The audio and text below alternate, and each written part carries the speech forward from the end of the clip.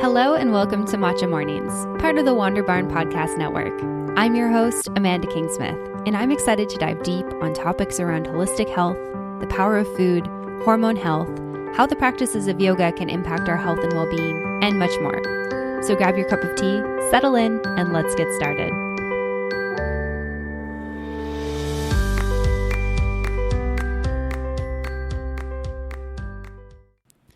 Hello and welcome to another episode of Matcha Mornings. I am so excited that you are tuning in for this episode of the show. First off, I am so sorry that this episode is coming out late. I want to have episodes coming out every Tuesday, and this week has been totally crazy, which I'm sure all of you can relate to. This global pandemic has created a huge wrench in my life and caused a lot of changes, as I'm sure all of you can relate to. So that is part of why I'm really excited for today's episode of the podcast. I am joined by Stephanie Stickley, who is a fitness and nutrition professional. She has worked in the fitness industry for a number of years as a powerlifter and a coach, and she also has a background in education in nutrition and helps people who are in powerlifting with nutrition.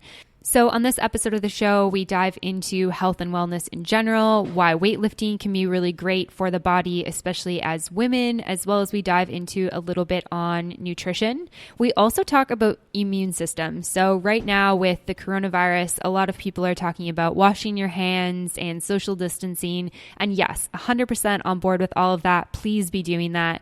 But one of the things that we need to keep in mind is keeping our bodies strong so that they can fight off viruses. So immunity is super, super important. And you actually might be really surprised by what Stephanie has to say about this and her recommendations for this. And one thing that I think it's really important to acknowledge before we dive into this episode is that we are going to be talking about nutrition. And nutrition is very personal, and it's something that is different for everyone, and everyone has different thoughts and opinions on it. And since nutrition and health and wellness is going to be something that we're talking about quite a bit, I'm just always going to remind you guys when we have an episode where we do talk about nutrition. And the reason for that is that I find that a lot of people have, very personal opinions around nutrition, and that is absolutely a beautiful thing. And I just want to invite you to be open to what, the guest on the show has to say. And of course, if you don't resonate with it, or you're not interested in it, or it doesn't feel like something that's good for you, I want you to listen to that as well. So I hope that everyone is staying nice and safe. I hope that everyone is taking care of themselves, getting some rest, eating properly, sleeping well, drinking lots of water. And I hope that you enjoy this episode of the show. All right, without further ado, here is Stephanie. Welcome to the podcast today, Stephanie. I'm really excited to have you here with me today. Hi, Amanda. It's nice to be here. Absolutely. And where are you joining me from today? I'm in Sonoma, California, in the wine country. Ooh, beautiful. Yeah. That's a great place to be. It is beautiful. It is beautiful. We're having a little bit of a gloomy day today, but it's a very beautiful place with great weather. Yeah. Awesome. And so much we're going to dive into today that I'm really excited about. But the place I want to start is if we can just talk a little bit about who you are, what you do, and all that good stuff. Okay. So I am what do I want to say first? I want to say that I am a personal trainer. I'm a licensed marriage family therapist. I'm also an elite level athlete. I'm a competitive powerlifter. And I also have a certification in nutrition. So I got a lot going on. Yeah, no, I love it. I describe myself as multi-passionate. So it sounds like you're the same way, which is something that I really love. Exactly. A lot of strings to my bow. Yeah. Yeah, no, I think that's great. Yeah. I mean, it's sort of been kind of an evolving process. So it wasn't like I sort of planned to do all these things at once. But I went to school to study psychology and became a therapist, and I still actively do that. And I've done that for a long time. But at a later phase in my life, I was approached by somebody who was a powerlifting coach, and I'd always been really athletic. And he said to me, "Have you ever thought about powerlifting?" And honestly, I didn't even know what it was. So through this relationship, I started to get more involved in weight training and started to learn about powerlifting. And the funny thing was I started it when I was about 45 years old, and I found out that I had this like incredible hidden talent for it. And so the guy who sort of sourced me out started to train me, and then he said within 3 months, he said, I think I want to put you in a competition. And Wow. so I competed at a local competition, and in my first competition took all the American and state records in my first meet for the age category and weight category for me. So it was just it was sort of this like kind of buried ability that I had that I didn't even know was there, and he sort of saw it in me. So anyways, it was this kind of amazing journey that started at that point. It was so my athleticism all of a sudden became really important to me, and so all these other things sort of followed suit. I just really totally changed my life, and I just wanted to start sharing it with others. So became really inspired about lifting, eating, all of that. So that's kind of how the journey started. Yeah, that's so cool to hear. I love the idea of like finding this like, yeah, a hidden talent, hidden gem within yourself, at 45 years old. I think sometimes people think like, oh, that's, maybe quote unquote too old, which it's totally not old at all. So just want to clarify that. But, too Yeah, old to find your calling. And it's just a reminder that sometimes we discover these new things about ourselves regardless of our age. absolutely. And the other thing too is I think that in this culture, we have this idea that, oh, well, once you're past 40, sometimes even 30, oh, as far as like your athleticism, oh, well, it's all downhill from there. And it's just not true, in terms of, we really, especially as women, we really amass a lot more strength, and we really are the strongest in our 40s and 50s. That's really when we muscularly are really developed and are really strong. And so I think we have a lot of misconceptions about aging and our capabilities. And so I think that was the other reason why I thought, man, I need to really push this, and I really need to inspire women to, not everybody's going to want to power lift, but I wanted to inspire people to be active and to maybe take on something that you didn't think you could do. You can do it. I want to be an inspiration in that way. So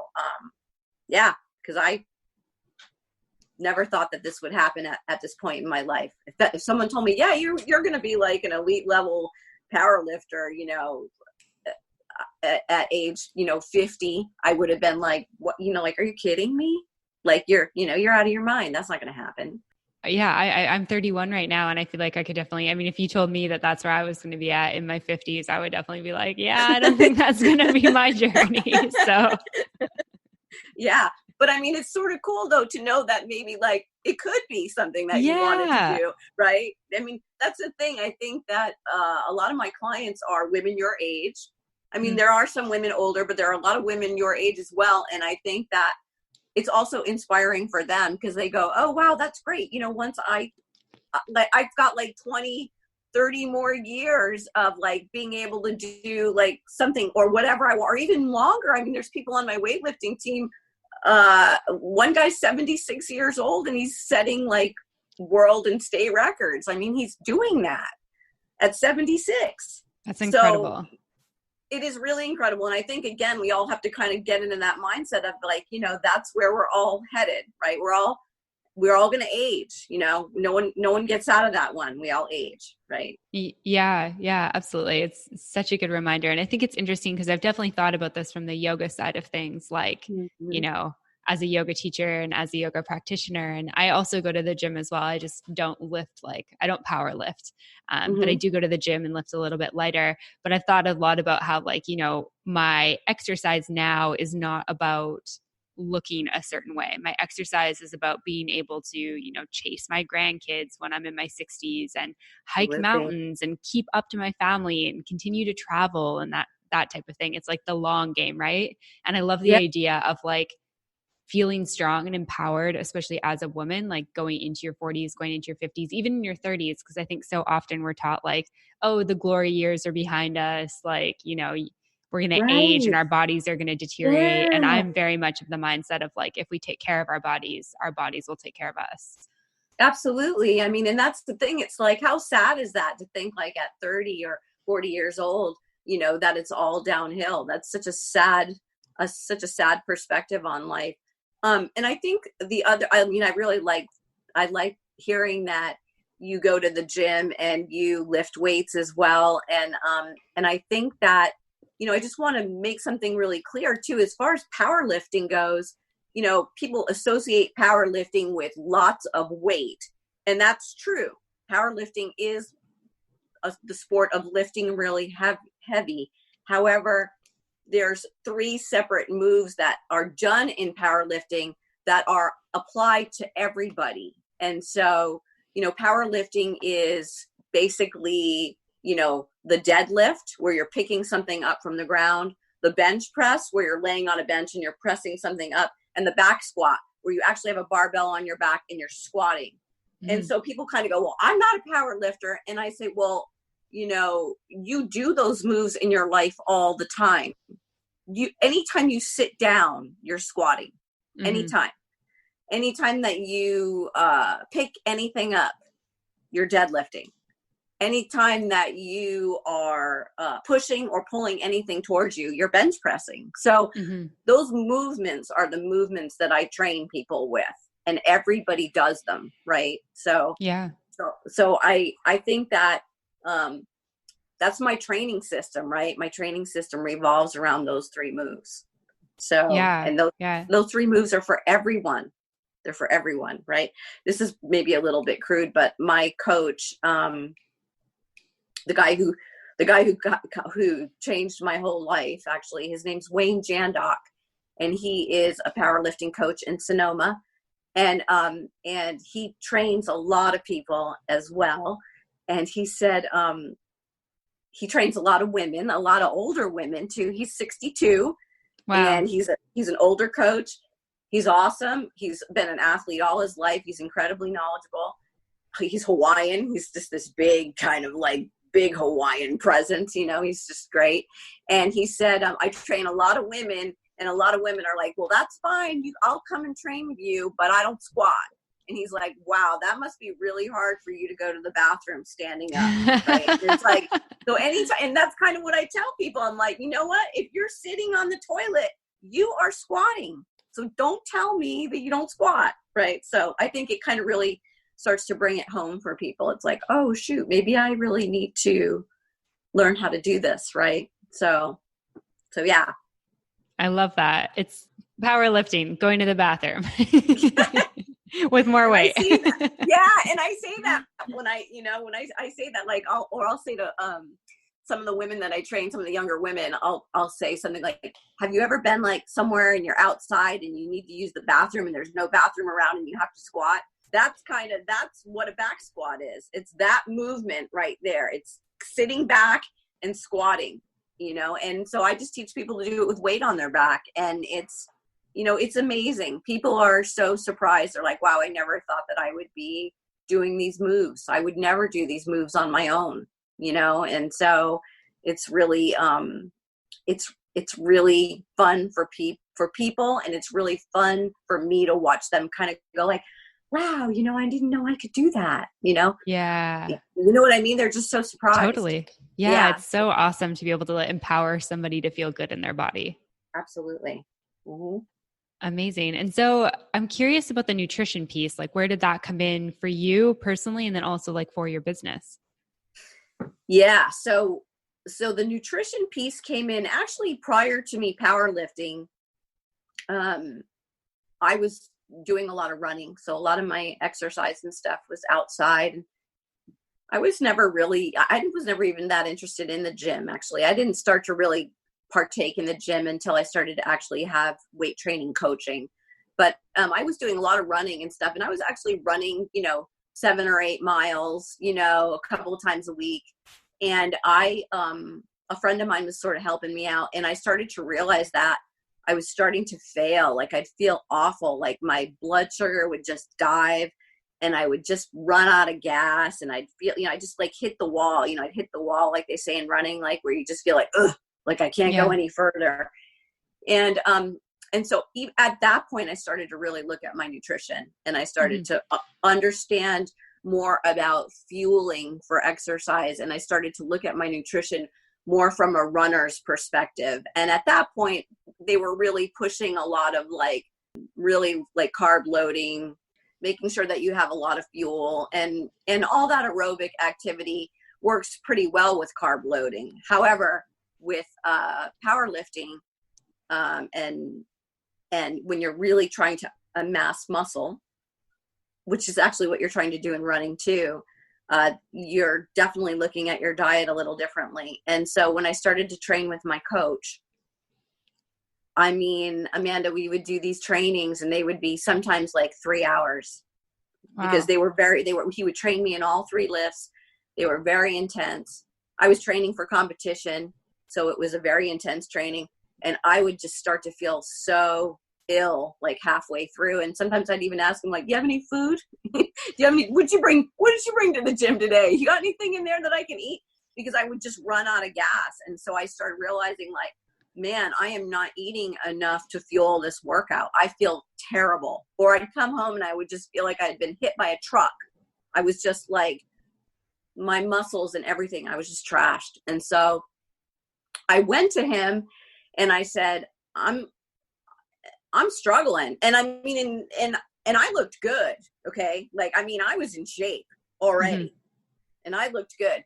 I didn't look unhealthy. I didn't look any of those things. But what I realized is when I was pushing my body to this level, I didn't have enough to fuel it. And so I had to change it, or I wasn't going to be able to keep going. And so he started to sort of give me some ideas about what I needed to eat to withstand his workouts.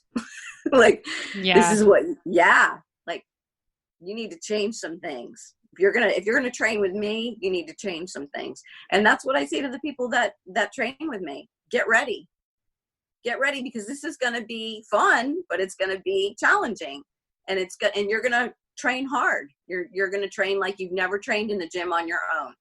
And you need to prepare for that. And so what are some of the changes that you had to make in your diet, and then also some of the ones that I guess most of the time you have to help people with, that you work with? Yeah. So here's my big point. And I was thinking about about what's the thing I hammer on everybody about, and it's protein. And so I don't care whether it's animal protein. I don't care whether it's dairy protein. I don't care whether it's pea protein. I don't care. You just have to make sure that you get enough protein grams per day. And that's not only if you're an athlete and you're doing what you or I are doing. You're doing yoga and you're going to the gym and stuff. And so it's really important for you to have that. But it's also important for just the regular person who's got sort of a sedentary lifestyle. They need to make sure that they're consuming enough protein. So that was the thing that I really started coaching people on. And not only that, in my therapy practice as well. That's when I really started to talk to people and ask them, tell me what you're eating. Tell me what's going on. And they'd be like, yeah, I had, a piece of toast today. And so I'm sitting in an appointment with them, and it's 2:00 in the afternoon, and they've slept for 11 hours, and then they woke up and they ate nothing. And now it's 2:00 in the afternoon, and they're telling me they've had a piece of toast and a coffee, or a piece of toast and an energy drink, right? It's crazy. And I feel terrible. I feel depressed. I feel sad. I feel all these things. And I was just thinking to myself, there's no way that I can continue to ignore this link between mood and food. I have to, I just made that up. I have to. I love it. It's perfect.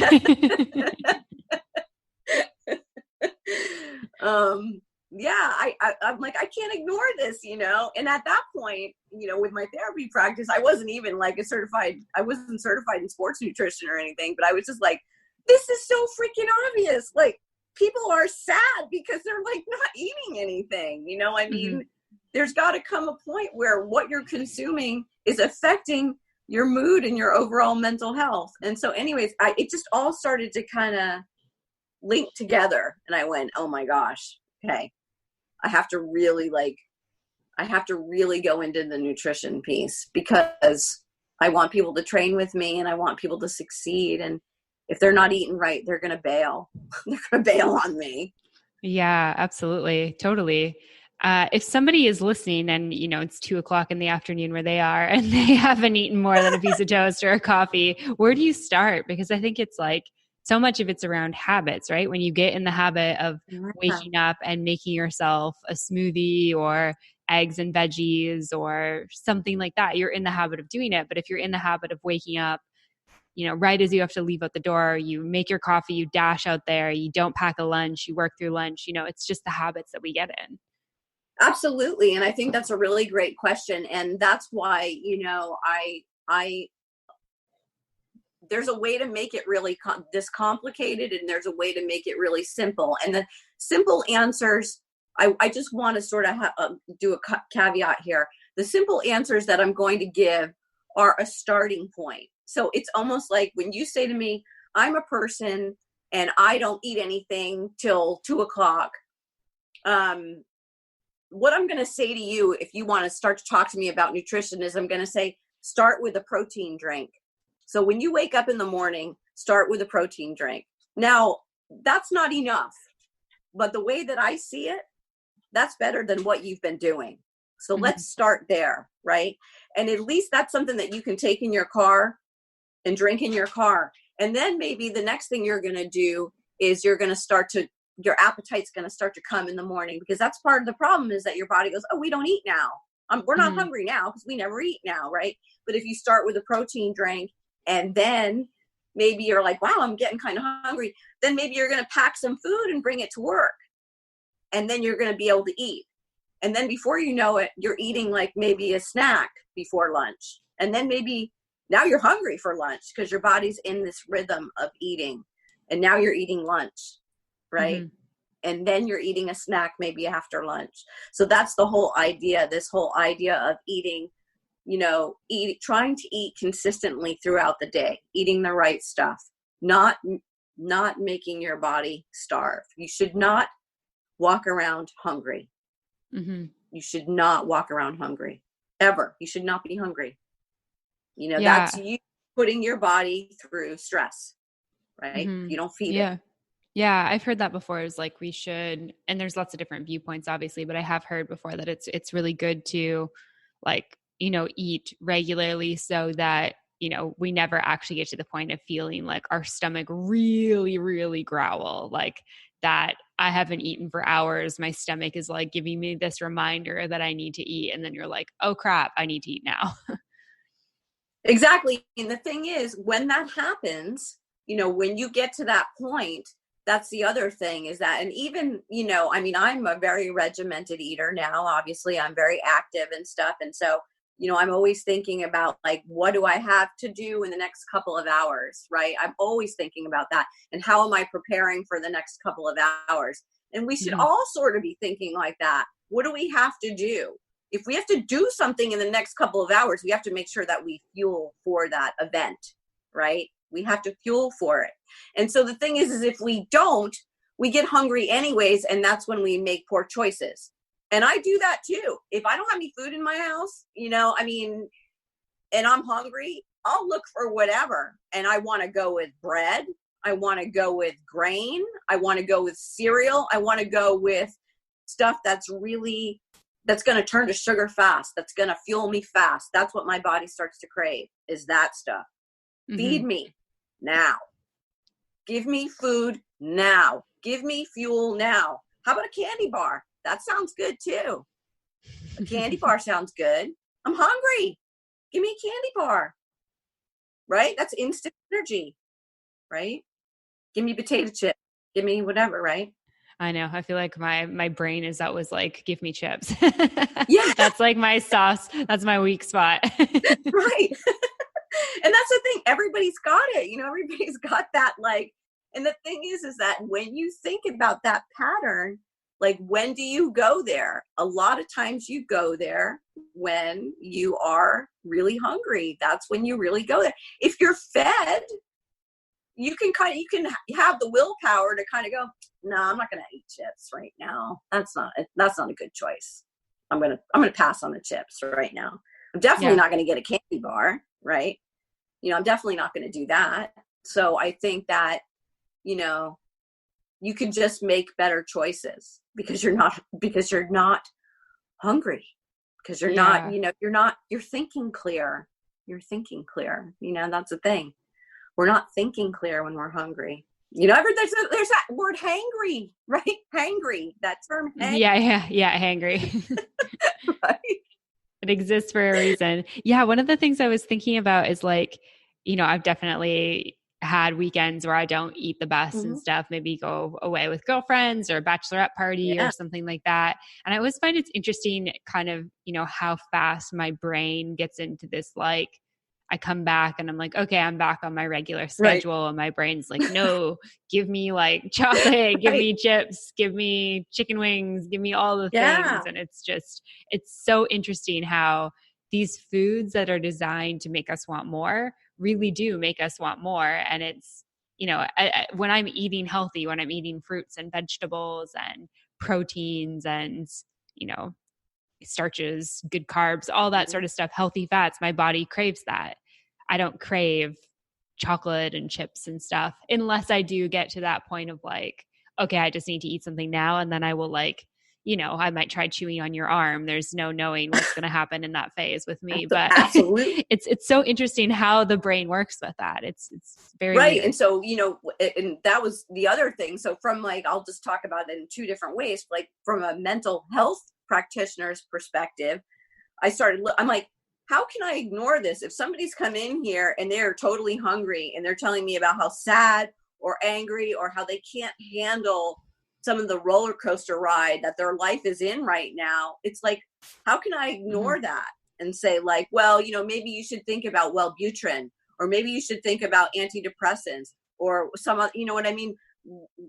Why is that what we go to with people, even as health practitioners, like, in mental health, it's like, go get evaluated for drugs, and it's like, what about your diet? What about your lifestyle? How much do you exercise? All of that. And so when I entered into this phase of my life with powerlifting and stuff, I really started to circle back and like, look at all of that. And now when I talk with people, that's some of the first things I ask. Tell me about your habits. Tell me about how you live your life. Tell me about how much exercise, how much fresh air do you get? What do you eat? Do you take a vitamin? Do you take a multivitamin? What about that? Like, how much protein do you eat? Do you even know? A lot of people don't even know what things have protein. They don't even, they don't know. They don't know. Yeah. I mean, it's interesting that we live in a world where that's just not something that we're, unless you go seeking out that information, we're not really educated on it. Not at all. And not only that, it's like the doctors too don't ask those questions either. It's like people are like, my doctor never even, I have headaches all the time. My doctor never even asked me about my diet. It's like, huh? Like that was like mind boggling to me. Like, so I'm just going to go ahead. They're going to put you on all these drugs or steroids or whatever. I had a client who had a lot of surgery, and she was not healing well. And so she wasn't healing. Like her surgeries weren't healing. And so she came in and she was talking to me about it because she was really, really depressed. She was really depressed about it. She's just like, I'm older. I know I'm not healing. And I started to talk to her about protein and about her diet. And she was consuming like almost no protein, mostly because she didn't have an appetite too. She'd just been through all this crap. Right. And so I said, would you please go out and get some protein shakes? And I gave her the brand that I wanted her to buy. And she started drinking those things. And within 2 weeks, she's like, Stephanie, she goes, like, my surgeries are healing. Like, I'm healing. Like, the doctors can't believe it. Like, all of a sudden, I'm healing. It's amazing. Like, my wounds are healing. It's incredible. And I'm like, it's amazing. And she's like, I'm so glad that I found you, because I just don't know whether I would have gotten through this. She goes, because nobody talked to me about how much protein I was eating. And I thought, man, like, this is like a big deal. Yeah. This is a big deal. Yeah. It's actually quite concerning to like hear something like this, right? Like I think that Western medicine is great. It serves an amazing purpose. It saves thousands of lives, you know, especially in a time like we're in currently right now. We need doctors. We need them, but we also need less people just throwing prescriptions at people and more people asking questions around basic needs. How are you sleeping? How much water are you drinking? Are you eating regularly? What are you eating? And, you know, if as a general practitioner, as a doctor, maybe if that's not your scope of practice, having a network of people, you know, like yourself that somebody can come talk to and you can look at their diet and their exercise and give them, you know, a new plan or something like that. Like, I think like as a society, I hope that's the direction we're going, because we need less people just taking prescription medication and more people actually taking care of themselves.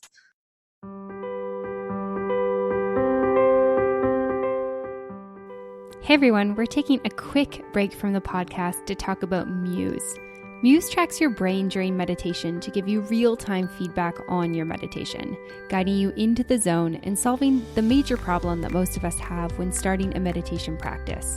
Muse lets you know when you're doing it right. Your Muse headband basically acts like your personal assistant. While you meditate, Muse measures whether your mind is calm or active and translates that data into sounds. When you're calm, you'll hear peaceful sounds, and when your mind wanders, the sounds will intensify, guiding you back to a calm state.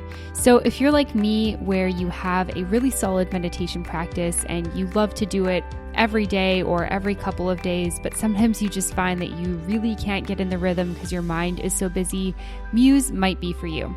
The best part about this is that I have a 15% discount off just for listeners of Matcha Mornings. So head on over to bit.ly/Matcha Mornings Muse to get your discount. All right, back to the episode.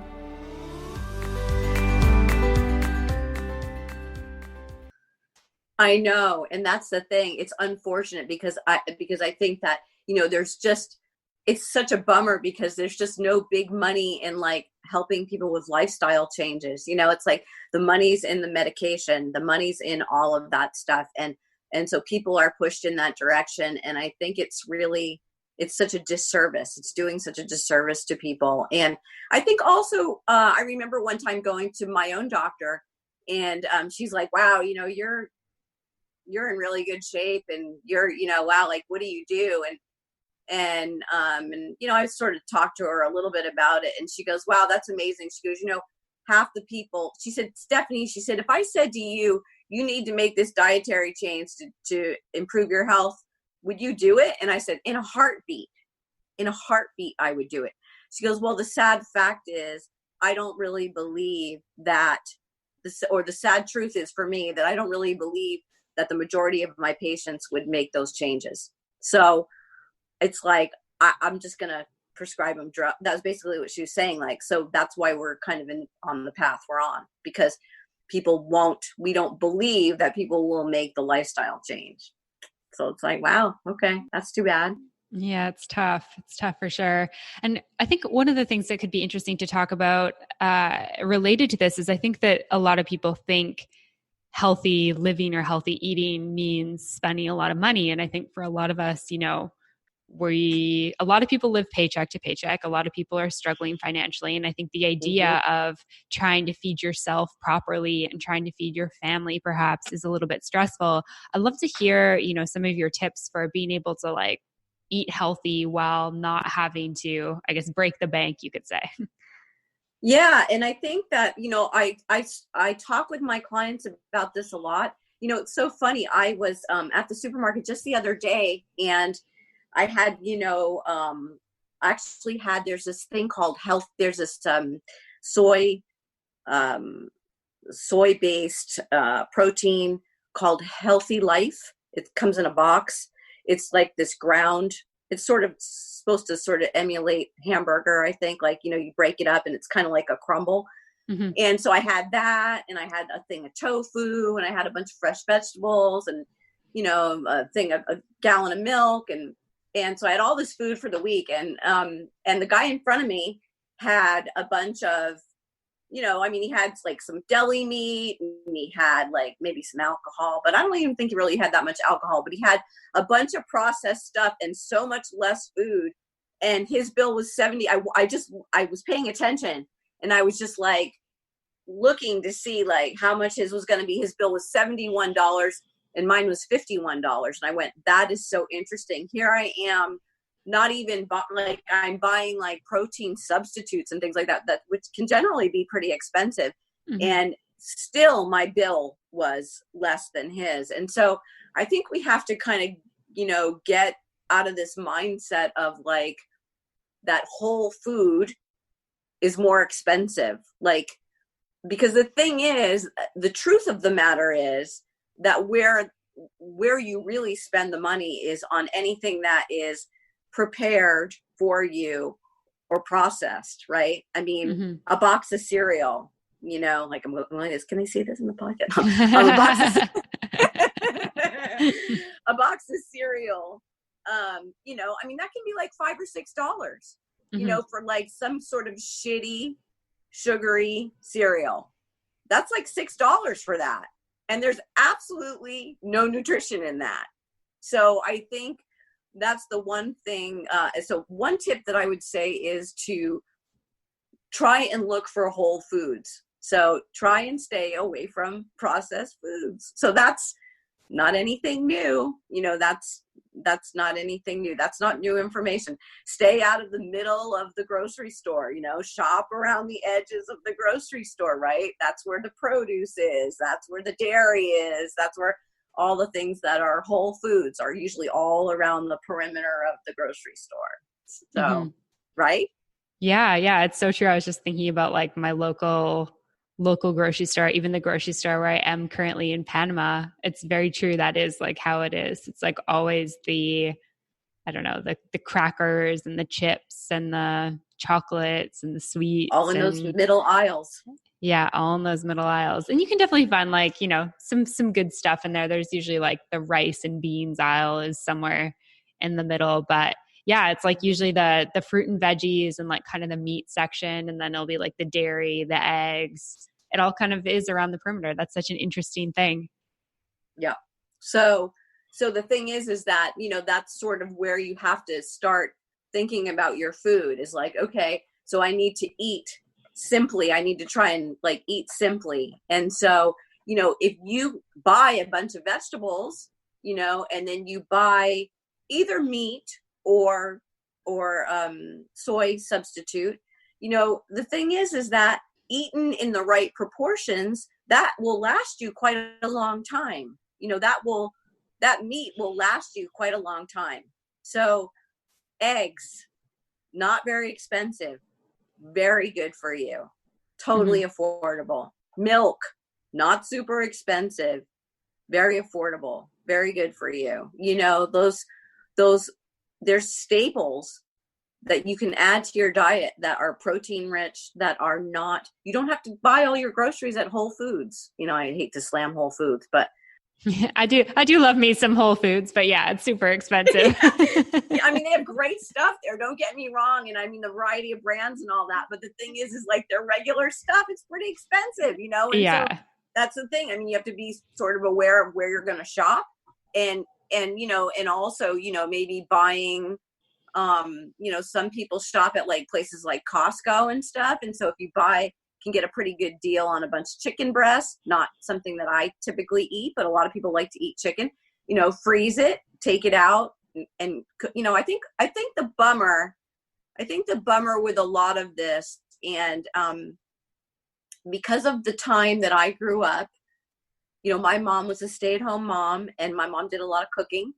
And so not that she really taught me how to cook, but I grew up eating a lot of home-cooked meals. And I think that the big bummer right now for people is they don't really know how to cook. And so they don't really know how to cook to prepare food ahead of time. So I think it's more like, that's kind of what I talk with my clients about. It's like, if you're going to make chicken, if you're going to bake chicken, bake it for the whole week. Don't just bake for the meal that you're going to eat that night. make it for the week. And so that way you'll have it in the refrigerator. So when you come home and you're freaking hungry, there's something in the refrigerator for you to eat. It's not like you've got to start from square one to try and come up with a meal. Totally. Because I think that's like when you've worked all day and, I mean, I don't have children, but I can only imagine like the added level of decision fatigue that comes on top when you have children that are hungry on top of yourself. But I can definitely relate to like busy day at work, maybe have to go out, get some stuff done. My husband and I are like, what do we want to eat for dinner? And if we have nothing kind of prepared in the fridge, if we haven't prepped with groceries, I mean, we're definitely guilty of ordering pizza for sure. And I mean, we usually order from like a small shop. It's usually like a gluten-free pizza, but it's still pizza, it's not the same as if we cooked, salmon and veggies and rice or potatoes or something like that. It's just not the same level of nourishment. It's never going to be. It never is good. Right. There's never the amount of care. There's not the level of care. There's not the same quality of ingredients. There's not the same nutrition because they're not cooking for you specifically. They're cooking to try and please like a general audience. But your question to me was, how can people save money? Mm-hmm. And that's the thing. I talk with a lot of people who are financially really like on the edge, and they do that. It's like, there's no food in the house. So they're ordering out, they're ordering, to a local pizza place or whatever. So if you get a pizza and maybe a salad, because you want to kind of do the right thing and have a little bit of a salad, you're looking at $50. You're looking at $50 for that meal. And that's like, for two people, that's 4 or 5 days worth of food. $50. I know, it's crazy. It's the difference. Like if we order a couple pizzas for us, like just the two of us, we'll probably have leftovers, with that amount. And yeah, we'll probably spend, around $50 on that. Or we can go to the grocery store and we can get, a couple sweet potatoes, a thing of coconut milk, a whole chicken, a bag of frozen veggies. And then what we can do is, what I really like to do is, because I am a meat eater, is like to cook the chicken and then to make broth with it and then to make a soup and just throw in, as many nourishing things as I can, blend it up. Yeah. And then we've made like a bunch of meals, and I could do all of that and probably get us, lunches and dinners for close to a week for the same amount. So that's the thing. It's like I think the unfortunate thing is that there's not, people feel like, well, it's so much easier for me to go to the frozen food aisle and buy five dinners, 5 frozen meals, and I'll come home and I'll eat one of those every night. And it's just so much easier than what you're telling me to do. And I can't really argue with that. Mm-hmm. It is easier to like buy a meal in the frozen food aisle and, and take off the wrapping and chuck it in a microwave. Yeah, it's easier to do that for sure. But, you're paying more with your health, and you're paying more financially, and the nutrition's just not there, So yeah, it's not there. There's not like a quick fix. There really isn't a quick fix. But when people want to start on this path with me, we don't go right there. We go to, okay, let's figure out how you can get something in your system before 2:00 in the afternoon. Totally.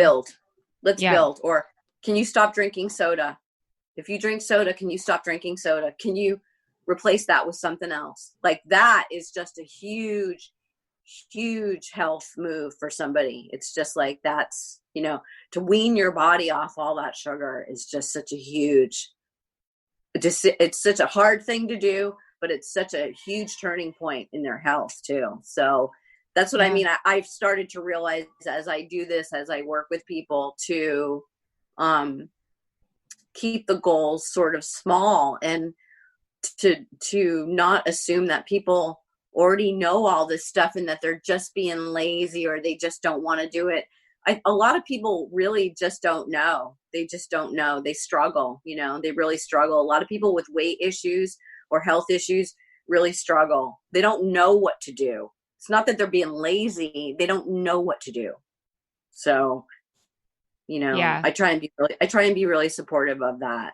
I try and be really, and so, as far as this crisis kind of that we're in, as far as immune boosting and stuff, it's like, I hate to keep coming back to protein. It's not totally the silver bullet, but man, it's pretty darn close. From what I can see, it's pretty darn close. Yeah. It's responsible for a lot of systems in your body. And one of them is, building T cells and boosting your immune system. Protein does that.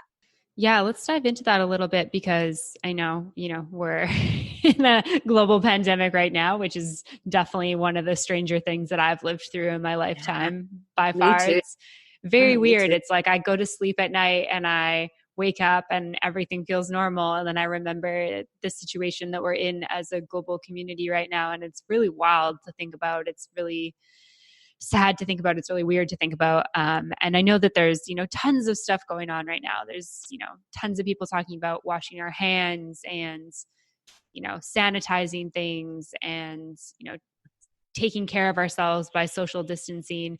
And I think, one of the pieces that we were talking about that hasn't been put out there as much is the fact that we actually need to take care of our bodies. We need to take care of our bodies through our health and wellness, and we need to keep our immune system strong, because at the end of the day, our bodies need to be able to fight this virus.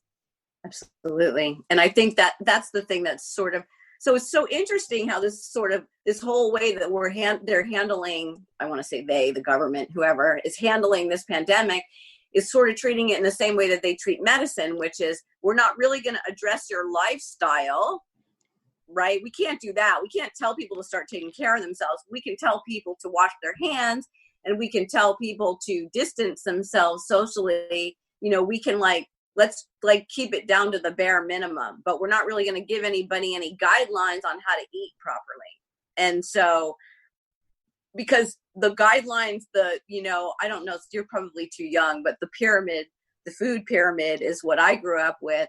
And It was just so, all of it's been complete. I don't even remember what a lot of it was. I just remember grains being down at the bottom or something, but just that it's all completely wrong now. It's all been updated and it's all wrong. And so that's part of the problem, is there's all this really confusing information for people. So it's if you tell people you need to boost your immune system, people are like, I have no idea how to do that. What does that even mean? I don't know how to do that. What does it mean? Yeah. What does it mean? Right. And so, the thing is that whole idea of these are the certain nutrients that you need to get to function well, to fight things off. People don't have that information. And so, again, protein doesn't solve everything, but protein is a really key piece, because protein is responsible for tissue building, regenerating tissue, creating antibodies, all that stuff, regenerating muscle tissue. That's why, you see bodybuilders, power lifters, anybody that's in the kind of that kind of form of athleticism is all concerned about protein. So wow. That's how they get, people, you see all those guys, in the mat, Arnold Schwarzenegger or all Mr. Olympia or all those guys, and they're they've got the big muscles, and people go, oh, well, they get that on steroids. Well, that's not true, right? Steroids, maybe some of those guys are on steroids and maybe they're not. But the thing is that they need to eat. They need to eat, and they need to do the workout to actually obtain that kind of mass. And the only way that you do that is through consuming enough protein, because that's what builds muscle tissue. So that's why that's forefront in all of those guys' minds. How do I get enough protein? And so just as regular folks, you're in the same situation. You need to make sure that you have enough protein in you to sustain you, however you get it. If you're vegan, if you're going to do pea protein, if you're a meat eater and you're going to do meat, if you don't really want to eat a lot of meat and you want to consume more dairy. So here's a general guideline. and I think this is sort of what you're asking me for. Mm-hmm. If you are a person who is kind of has sort of a sedentary lifestyle, and that means like you might have a job where you're sitting a lot and you're not really doing a lot of physical activity, you need to be looking at probably at the minimum 0.5 grams of protein per body weight. Okay. So, so I'm just going to make it. So my weight class is 105. I'm a small person, right? So my weight by competitive weight class is 105. So let's just say 100 pounds, right? I'm 100 pounds. So I need to, if I'm a sedentary person, I need to consume 50 grams of protein a day. Okay. People go, whoa. Yeah, it seems like a lot. That's so much. I hear that all, whoa. And so the thing is that, and that's why you have to think about, okay, what am I eating? And am I going to have to maybe supplement? So maybe I'm going to get a really good quality protein powder, or I'm going to start including a protein drink. One of those drinks, 25 grams right there. So for me, I could, if I didn't do a lot of activity and stuff, I could drink a couple of those drinks a day and I would meet my minimum protein requirements. Right. Gotcha. Okay. Yeah. And so kind of following that like 0.5 grams per pound based on our own body weight, and then just starting to look at like the areas where we have protein and the areas where we don't. And it's interesting because you bring that up. I feel like I'm pretty aware when it comes to this type of stuff. Definitely not a nutritionist or a dietitian, but I actually don't know how many grams of protein I eat a day. Right. And so the thing is that for you, so you told me just kind of in meeting you said that you do a lot of yoga, or you do a fair amount of yoga, and you also do some strength training. So maybe you go to the gym a few times a week. So for you, that's going to go up. That's going to go up to 0.8.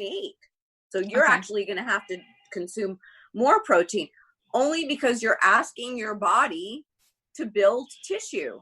You're asking more of your body. And so you have to give your body the nutrition to do it.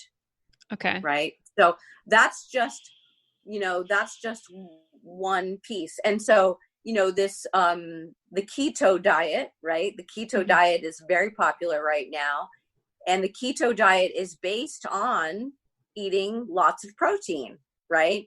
There's other things about the keto diet that are sort of weird, but that's, people are just like have latched onto it because they're like, wow, I feel really good. I'm eating all this protein. It's really awesome, but the thing with the keto diet, which I don't really agree with, is that the carbohydrate intake is very, very low, right?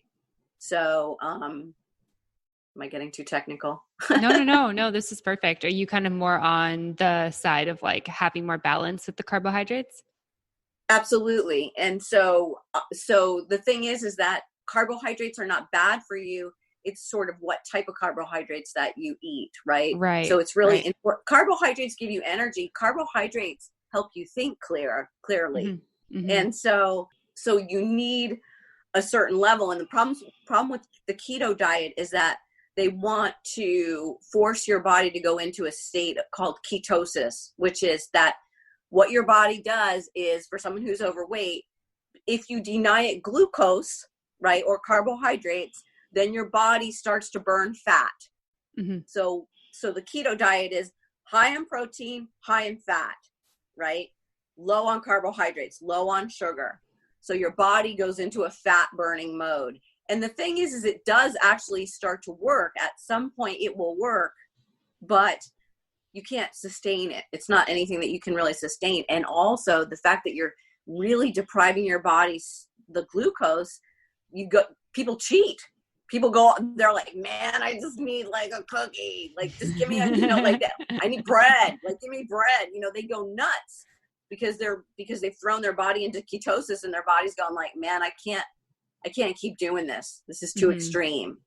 So it's much easier to eat a donut too than to eat like a sweet potato. I've dabbled with keto just very, very briefly. And so I can definitely relate to that. It's like, when you want a carb, you want a carb. And most of the time it's fine once you actually get into the state of ketosis. But when you do crave it, it's like, you don't want a sweet potato or some rice or something like that. It's like, I need a donut like right now. Exactly. Now. Exactly. And so that's the thing. Your body just gets to a point where it's just too hard to kind of stay there. You can't really maintain it. So, my, when I coach people about nutrition, we talk about clean carbs. We talk about vegetables that are low in carbohydrates, mm-hmm. that are really good for you, you're consuming less sugar.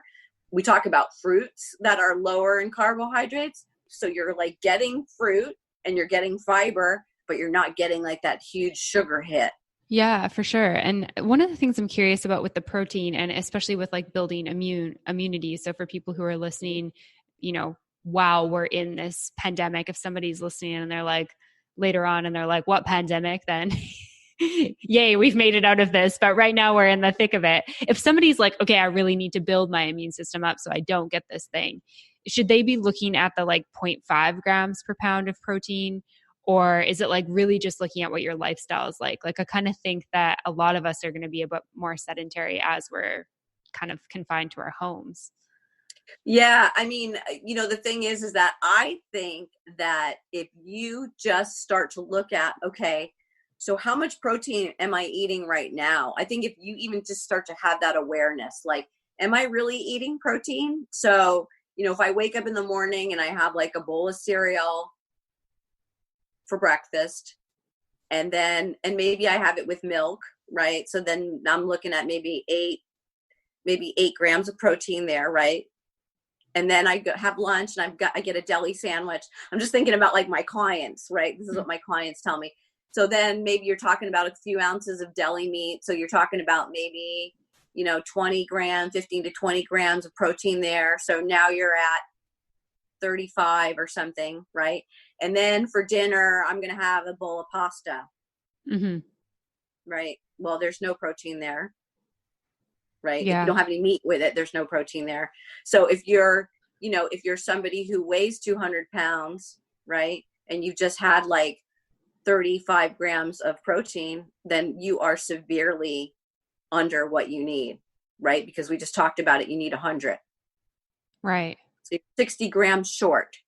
Right. Which is not ideal when your body's also, trying to kung fu fight a evil spreading virus. Absolutely. So the thing is it's like, okay, so that's one of the things that I tell people is just like, let's make this easier. So start with protein. So get some protein drinks or get some protein powder and start making a couple of smoothies. So have a smoothie in the morning and maybe have one at night. Mm-hmm. Have one at night too. Have a smoothie at night. Yeah, I love that. Or during the day or whatever. I mean, it's hard to kind of take a smoothie to work, but bring a protein drink. There's a really good brand that I recommend. They do, I actually have it on my Instagram. It's called Orgain. They do grass-fed protein drinks, and they also do the vegan ones too. And they're pre-made. They're just in a little box, and they've got like 20 grams of protein in each serving. Wow, that's awesome. It is. So it is awesome because it's not that much money, and it's like there you go. So you're starting to get those. You're starting to get that need met. I think another thing for people to really consider too in these times is it's difficult to get everything that you need as far as nutrition. And so the other thing that I would say is like a multivitamin. I'm a big proponent of multivitamins. So I think that, there's a lot of sort of phytonutrients, like the smaller nutrients are in vitamins that sort of fill in all the gaps that your eating kind of can't get to. Mm-hmm. And so I see a big difference in my performance and in my clients' performance with a multivitamin.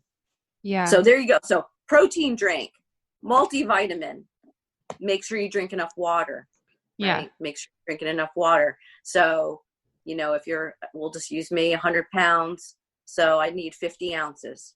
So food, water, sleep, right? People are talking about sleep. Like make sure you're getting rest. Mm-hmm. Make sure you're getting rest. Yeah, absolutely. I mean, for me personally, like throughout this whole, kind of pandemic. We'll keep calling it that since that's what it is really. It's been, it's stressful. And especially right now, I'm away from home and I need to get back home because we're in a state of emergency. And that's been stressful. And it's like so easy to stay up late and just check the news and hypothesize about what things look like and try to make plans. And my husband and I have both had a couple nights where we're like, this isn't healthy. Like, this is what's going to make us sick at this point. Like, we need to make sure we're having time for us, time for, our bodies to relax. And so doing things like meditating before bed or doing, sleep music or something like that as we're going to sleep to get us eased into sleep, practicing yoga like I did before this call, all those things have been like so helpful on like my stress essentially. Yeah. I mean, I think we totally overlooked that. And it's so funny. Like whenever I talk with people, especially any of my clients, and I'll say, then they'll have a cold and I'll be like, so tell me what's going on. And they'll say, oh my God, my kid is just like blowing up right now, or, oh, my car just broke down, or, oh my God, I might lose my job or whatever. And it's always like this, whatever kind of illness is always, preceded by some sort of stress, and they don't see it. But like, as they're talking to me, they're like, oh, whoa, yeah, I have been really stressed out. And so all those things are really taxing your immune system. And it's so interesting too, because I was just reading something. They were talking about how, they're also, insisting that we self-isolate. And the other thing that's, in order to maintain, trying to keep the spread under containment. But it's so funny because isolation is also something that is super stressful and also really like depletes our immune system too. It's like, we don't do well in isolation. We don't do well isolating. We are very much a relational creature, right? And so just this idea of like them telling people to have less contact and all that, we have to really make sure that we either stay in communication through the phone or whatever, or just really try and stay connected to people, because I think that's the other thing too, is that it stresses you out.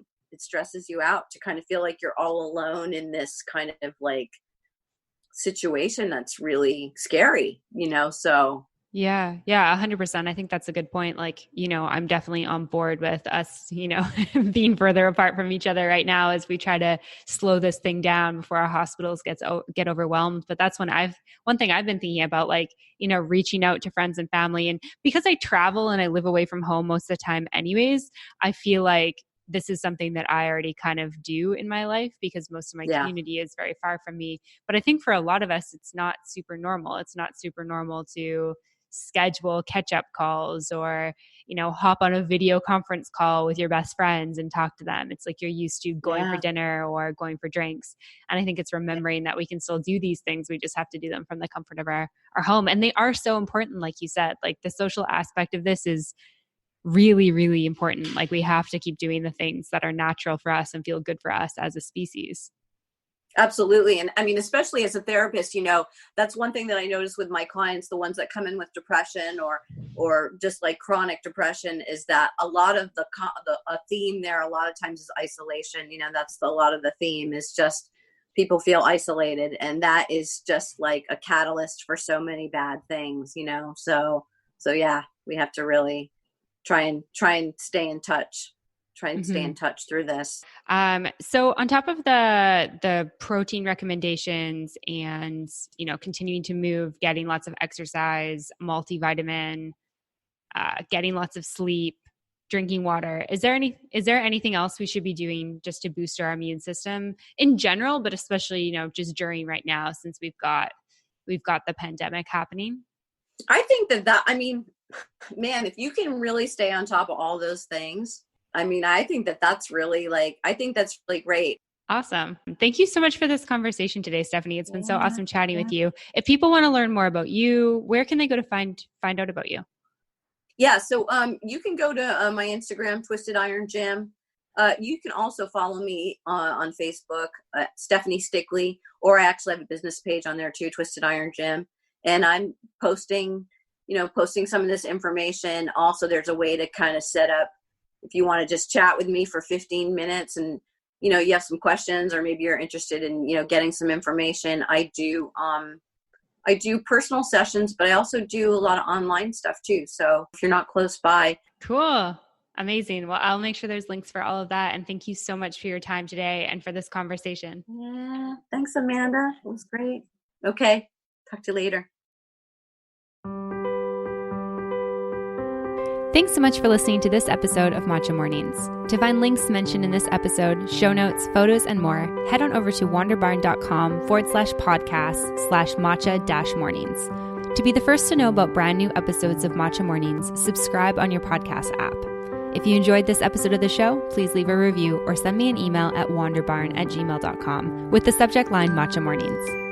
To follow along with me, Amanda Kingsmith, you can find me on Instagram at Amanda Kingsmith to learn more about other fun projects I'm working on. To find more great podcasts like this one on topics such as travel, the business of yoga, cryptocurrency, and more, head on over to wanderbarn.com. Thanks for listening, and I'll see you soon.